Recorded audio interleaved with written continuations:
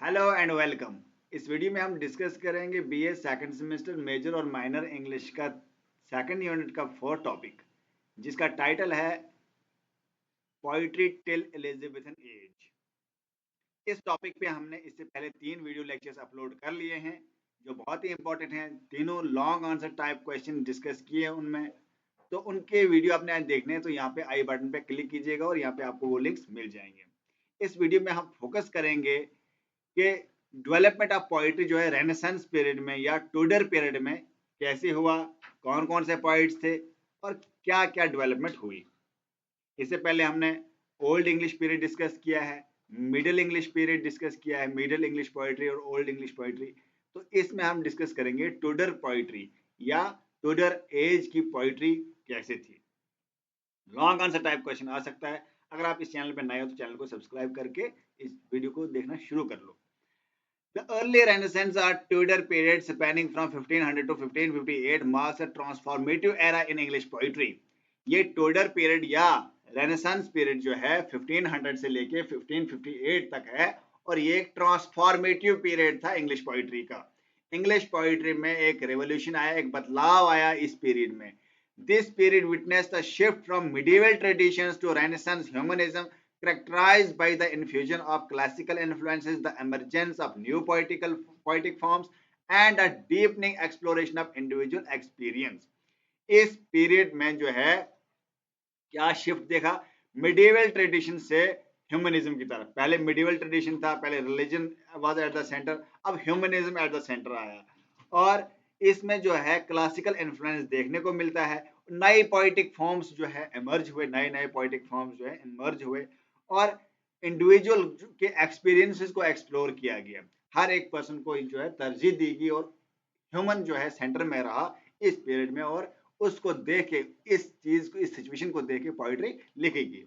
Transition क्या क्या था, transition from medieval to renaissance. तो फर्स्ट पॉइंट लिखना आपने, ट्रांजिशन जो है मिडिवल पीरियड टू रेनेसांस की तरफ आया, रेनेसांस पोइटिक्स की तरफ। Prior to 16th century, English poetry was predominantly influenced by medieval forms, notably the alliterative verse.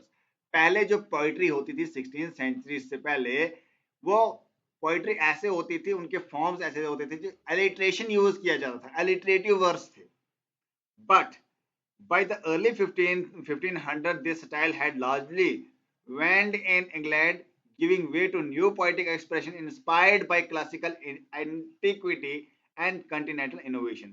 उसके बाद 1500 के बाद जो बदलाव आया वो जो है अलिटरेटिव वर्स जो है खत्म होने लगा और नई एक्सप्रेशन की फॉर्म्स जो है वो इनोवेट होने लगे, नए नए फॉर्म्स आने लगे इंग्लिश पोइट्री में। ठीक है, इंग्लिश पोइट्री की बात कर रहे हैं हम। ठीक है, the renaissance with its emphasis on humanism and individualism began to permeate English literary culture, encouraging poets to explore personal emotions and secular themes alongside traditional religious objects.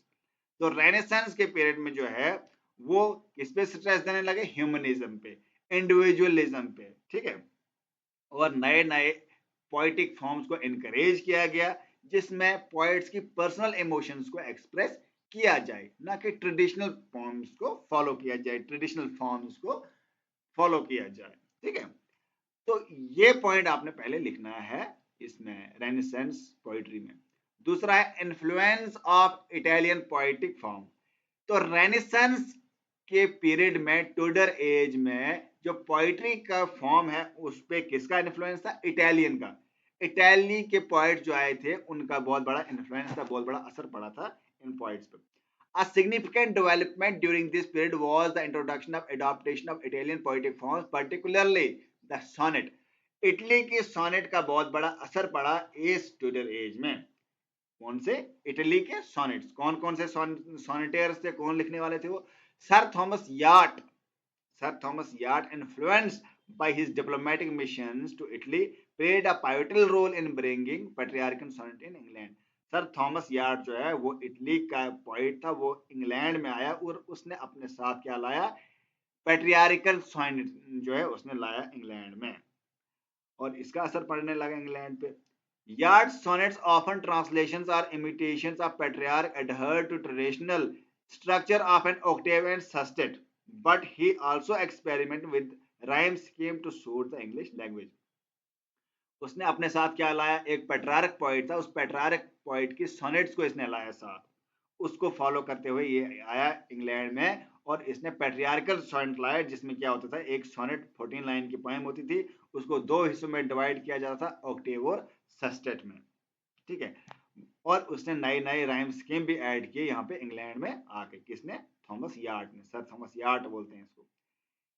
His work marked a departure from the rigid forms of medieval poetry, introducing a new personal introspective tone. इसकी poetry ने जो एक नई form लाई और medieval poetry जो है इसने introduce किया यहाँ पे, और एक उस मिडिवल पोइट्री से एक शिफ्ट आया न्यू पोइट्री में जिसमें ह्यूमनिज्म मेजर पर्सपेक्टिव था, humanism was at the centre. उसके बाद यार्ड के बाद दूसरा पॉइंट जो इटली का था वो था हेनरी हावर्ड, जिसको अर्ल ऑफ सरे बोलते हैं। Henry Howard, Earl of Surrey, further defined sonnet form, developing what would later be known as English or Shakespearean sonnet. ये चीजें आपने याद रखनी कि सर थॉमस यार्ड की सोनेट्स को किसने फॉलो किया, जॉन मिल्टन ने, और sir Henry Howard Earl of Surrey की पोइट्री को, सोनेट्स को किसने फॉलो किया, शेक्सपियर ने उसको फॉलो किया, उसको शेक्सपियरियन सोनेट्स भी बोलते हैं। This structure comprising 3 quatrains followed by a concluding couplet allowed for greater flexibility and clarity on expression. और इस स्ट्रक्चर, जो सोनेट का structure Henry Howard Earl of Surrey ने लाया था, उसमें क्या थे, 3 क्वाट्रेन थे और एक कपलेट था, मतलब क्वाट्रेन मतलब 3-3 लाइंस का एक क्वाट्रेन बनता था, 3 क्वाट्रेन और एक कपलेट में जो है हो जाता था, ठीक है। यहाँ पे लिखा है द स्ट्रक्चर कंप्राइज 3 क्वाट्रेंस और उसमें एक जो है एक कपलेट होता था।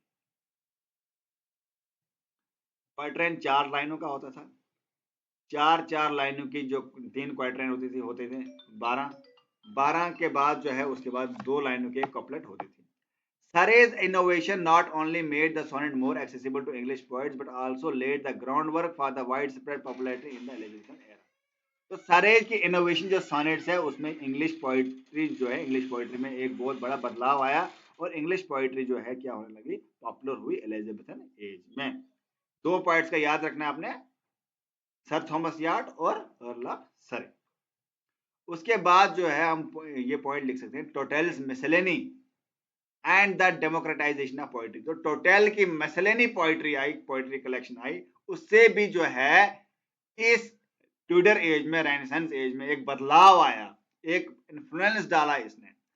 The publication of songs and sonnets in 1557, commonly referred to as Totel's Miscellany, was a landmark event in the history of English poetry. जो पब्लिकेशन हुआ सॉन्ग्स एंड सोनेट्स 1557 में, इसको टोटेल्स मिसलेनी भी बोलते हैं। टोटेल्स मिसलेनी का दूसरा नाम क्या है, सॉन्ग्स एंड सोनेट्स, ये टोटेल ने लिखी है। ये इंग्लिश पोइट्री में एक बदलाव लाया, एक लैंडमार्क इवेंट था। इसको किसने एडिट किया, रिचर्ड टोटेल ने, रिचर्ड टोटेल, तभी बोलते हैं Tottel's मिसलेनी। This anthology was the first printed collection of English poems featuring work by yard, Surrey and other poets. और ये एक ऐसा एडिशन था, रिचर्ड टोटेल ने एक ऐसा एडिशन किया था जिसमें सर थॉमस यार्ड और अर्ल ऑफ सरे जो हमने डिस्कस कर लिया, उनकी पोइट्री भी इसमें इंक्लूडेड है, और एक बहुत बड़ा कलेक्शन बनाया सॉन्ग्स और सोनेट्स का, वो पब्लिश किया 1557 में, किसने, रिचर्ड टोटेल ने। The miscellany played a crucial role in disseminating courtly poetry to a broader audience, breaking the exclusivity of poetic expression and inspiring a new generation of poets. और इसने क्या लाया, एक बदलाव लाया पोइट्री में, एक ऑडियंस तक लाया, पहुंचाया पोइट्री को, और एक न्यू जनरेशन की पोइट्स को क्या किया, एक इन्फ्लुएंस किया, इंस्पायर किया इस टोटेल्स मिसलेनी से, जिसमें बहुत सारे सॉन्ग्स थे, बहुत सारे सोनेट्स लिखे हुए थे, 1557 में पब्लिश हुआ था। Its success underscored the growing appetite of English vernacular literature and the increasing importance of print culture in literary dissemination. इसकी सक्सेस जो हुई क्योंकि ब्रॉड ऑडियंस तक ये पोइट्री पहुंची, इससे जो है पोइट्री में बोलबाला हुआ, पोइट्री बढ़ने लगी, लोकल लैंग्वेज में लिखने लगी, लोकल लैंग्वेज में पढ़ने लगी, प्रिंट होने लगे, लोगों तक पहुंचने लगी पोइट्री, ठीक है। नेक्स्ट आप लिख सकते हो thematic diversification and personal expression. मतलब रेनेसांस के पीरियड में क्या क्या थीम्स होते थे, क्या क्या एक्सप्रेशंस होते थे। The early Renaissance period was a diversification of poetic themes moving beyond the predominantly religious and didactic content of early times। इसमें जो है पहले जो डाइडेक्टिक कंटेंट होता था, रिलीजियस कंटेंट होता था मिडिवल एज में, उससे जो है ये टोटल बदलाव आया और न्यू फॉर्म पोइट्री आई। Poets began to explore the complexities of love, the nature of beauty, the transience of life and the intricacies of human emotion। तो कौन कौन से थीम्स आए? कॉम्प्लेक्सिटी ऑफ लव आया, ब्यूटी को एक्सप्लोर किया गया, लाइफ को एक्सप्लोर किया गया और ह्यूमन इमोशंस को जो है एक्सप्लोर किया गया। Yard's poetry, for instance, often delved into the traits of romantic love and the fickleness of courtly relationships, reflecting a more personal and candid perspective। Sir Thomas Wyatt की जो poetry है वो romantic love को जो है expose करती है, उसको एक्सप्लोर करती है, और रिलेशनशिप में जो कोर्ट्स में होते थे रिलेशनशिप उसको जो है एक्सप्लोर करती है, पर्सनल इमोशंस को एक्सप्रेस करती है, लोगों की पर्सनल एक्सप्रेशंस को, जो पर्सनल इमोशंस को जो है उनको एक्सप्लोर करती है अपनी पोइट्री में। कौन? यार्ड। यार्ड की poetry. This shift towards individual experience and introspection marked a significant evolution in English poetry, aligning it with the broader Renaissance humanist ideas। इससे शिफ्ट आया पूरे कहाँ पे? रेनेसांस ह्यूमनिस्टिक आइडियाज में इंग्लिश पोइट्री में shift देखने को मिला इस रेनेसांस एज में। अब impact of religion and political इस रेनेसांस पोइट्री का जो है इम्पैक्ट कैसे पड़ा रिलीजन पे? The Tudor period was marked by significant religious and political upheavals, including the English Reformation and the establishment of church in England। इसमें एक बदलाव आया, पॉलिटिकल टर्मोइल, कियोस क्रिएट हुआ, भगदड़ क्रिएट हुई, एक रिफॉर्मेशन मूवमेंट आया रेनेसांस के आते हुए, और चर्च में रिफॉर्म लाने लगे लोग, बोलने लगे हमें चर्च में, हमें रिलीजन में भी क्या चाहिए? रिफॉर्म चाहिए, बदलाव चाहिए। These events influenced poetic expression as writers grappled with themes faith, morality and authority। तो राइटर्स इन थीम्स पे लिखने लगे, फेथ पे, मॉरलिटी पे और अथॉरिटी पे। While overt criticism of the monarchy or church was risky, poets often employed allegory and metaphor to subtly comment on contemporary issues। poets जो है डायरेक्ट क्रिटिसाइज नहीं करने लगे पोइट्री को या चर्चेस को, बल्कि मेटाफर को यूज करके, एलेगरी को यूज करके, डिवाइसेस को यूज करके इनडायरेक्टली क्रिटिसाइज करने लगे रिलीजियस अथॉरिटीज को, चर्चेस को, और ये बोलने लगे कि क्या चाहिए? रिफॉर्मेशन चाहिए, बदलाव चाहिए। इसीलिए रेनेसांस के आते हुए क्या आया? रिफॉर्मेशन भी आया, रिलीजन में भी रिफॉर्म आया, जो क्रिश्चियनिटी रिलीजन था उसमें रिफॉर्म आया। The intertwining of personal and political themes added depth in community. इसमें जो है पॉलिटिकल थीम आया और पर्सनल थीम आया। अब लेगेसी क्या है इसका? Legacy and influence on subsequent poetry. क्या इन्फ्लुएंस पड़ा उसके बाद आने वाले पोएट्री पे? The innovation and thematic expansion of early renaissance period led the foundation of flourishing of English poetry in the Elizabethan era. Adoption of the sonnet form and emphasis on personal expression and the integration of classical influence became defining feature of the later poetic work। इससे क्या हुआ?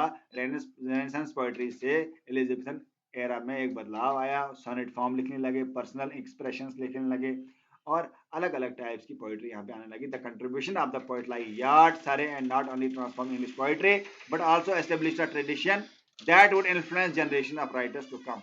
तो यहाँ पे yard और सरे की poetry ने सिर्फ ट्रांसफॉर्मेशन पोएट्री में नहीं लाया, बल्कि हर चीज में उन्होंने ट्रांसफॉर्मेशन लाया, और वो एक आने वाली जनरेशन पोएट्स के लिए एक इंस्पिरेशन बने ये दो पोएट्स इस एज में, रेनेसांस एज में।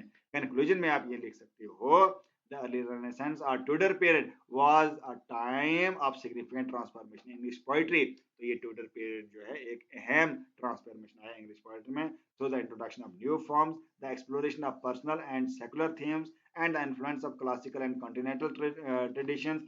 Poets of this era redefined the landscape of English literature, setting the stage for rich poetic achievements and Elizabethan era। इसमें जो है एक लिटरेचर में बदलाव आया, एलिजाबेथन एज में बदलाव आया, और पूरा लिटरेचर जो है बदल गया, इसकी पोइट्री जो है बदल गई, सेकुलर थीम्स आने लगी, ह्यूमनिज्म जो है सेंटर में आने लगा, रिलीजियस से पूरा शिफ्ट हुआ ह्यूमनिज्म की तरफ इस रेनेसांस पीरियड में। रेनेसांस एक्चुअली था क्या? रेनेसांस जो है revival of learning, revival of learning मतलब क्लासिकल और ग्रीक लर्निंग को रिवाइव किया गया इस रेनेसांस पीरियड में, और टूडर एज भी इसको बोलते हैं। तो ये है इस पूरे क्वेश्चन में।